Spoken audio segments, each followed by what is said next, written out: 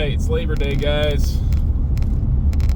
We're not working today, but I'm going over to my mom's house, help her out with some things.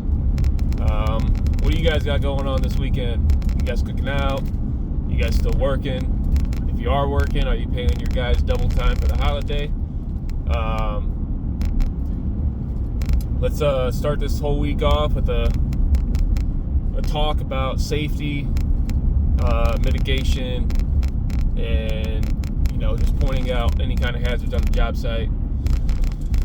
So usually what we do when we pull up on a job site is we check for any kind of property damages. It may not be a hazard, but it may be a hazard just depending on the situation.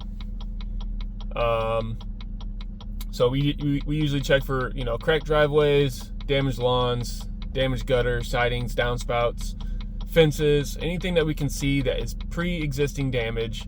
We take pictures of that and we store it in our files for that customer.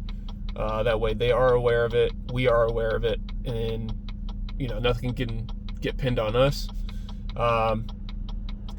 There are things like I just mentioned, lawn damage that can cause harm to people, slip, trip, falls. We run into it daily doing our kind of work where we kind of get complacent. We just assume that everything's going good. We step in a gopher hole or a rut or something, trip over something we didn't see in the lawn, and that can cause some damage, cause some harm to people. Look for any kind of hornet's nest up in trees, in the trees. A lot of the time you don't notice them until you're already up there, but once that happens, don't just keep cutting. Come back down, try to find a way to eliminate that hazard, whether you call a pest control person or not. Typically when we run into those situations, we don't really take it into our own hands because that's still risky. Just like we don't expect homeowners to be climbing trees, cutting trees down. I don't want me as a tree guy being expected to do pest management. So we call pest control in to mitigate that at no charge of the customer, because that's unforeseen. We're there to get the tree down. I'm trying to help them out. If it costs me $100, $200, whatever.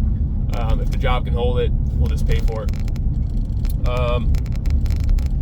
So going into stuff that's in our control as far as hazards and just avoiding injury,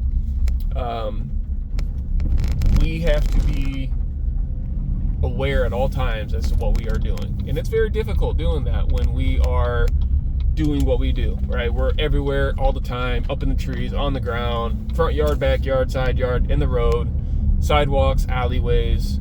There's so many hazards, so many things we can do to avoid these hazards too. Job site setup is key in my book. Make sure everything's set up where it needs to be. Make sure everybody has a plan, has their own job for the day. Everybody's responsible for keeping an eye out on each other.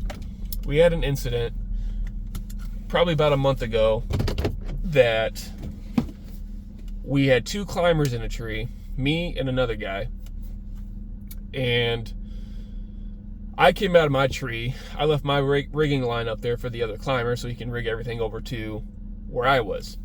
So when I came out of the tree, I helped on the ground, clean up or whatever. I was tying on my rigging rope onto his climb line so that way he can pull it up to him. In the process of doing so, the line got ripped out of my hands, a blink of an eye, just like that. So I looked behind me, the rope was tangled up in a piece of brush, got fed through the chipper.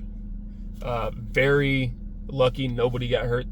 That was like, being a tree guy, a climber, that's like my biggest fear, is a rope getting sucked into a chipper and somebody being on the wrong end of that.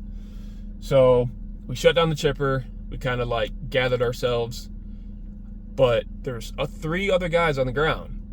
while I was tying this rope on, these 3 other guys that were feeding brush through the chipper or whatever, they weren't paying attention, right? It's a bright green rope. You can't miss it. So there's no excuse as to why that wasn't caught. I don't try to pin it on anybody. The guy that fed the brush through the chipper, I guess the responsibility could have been on him, but it is what it is. Everybody's at fault. I'm not putting blame on anybody. Caused about $3,000 of damage on the chipper. But yeah, stuff like that could be avoided. We just got to be smart with it. Keep our eyes open.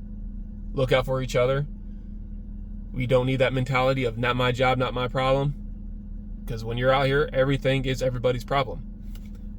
My life is in everybody else's hands, and everybody else's life is in my hands. So, yeah, let's talk safety. Make sure you guys have your safety stand downs every single morning. Guys, have a good Labor Day.